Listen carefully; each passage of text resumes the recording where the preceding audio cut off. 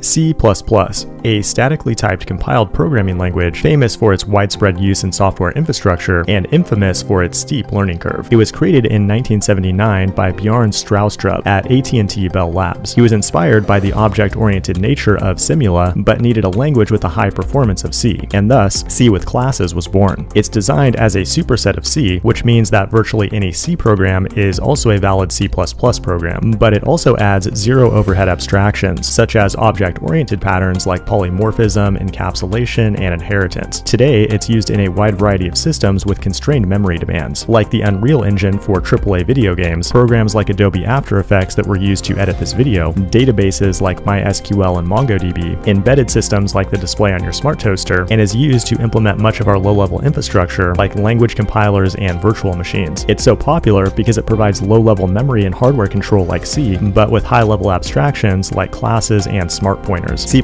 makes it harder to shoot yourself in the foot, but when you do, it'll blow your whole leg off.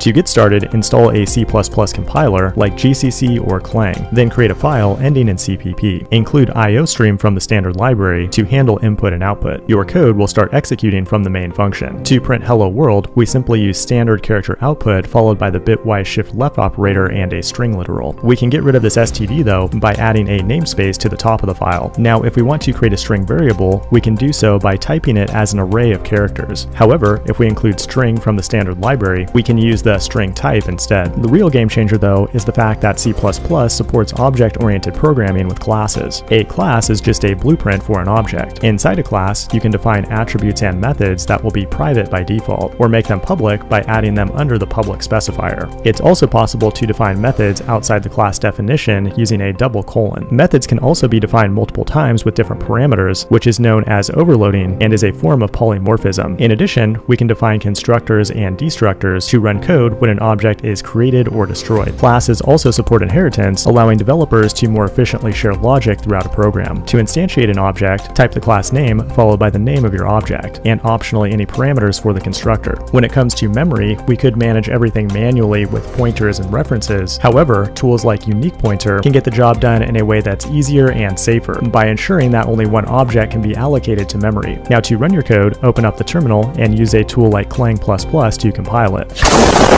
This has been C++ in 100 seconds. Hit the like button and subscribe if you want to see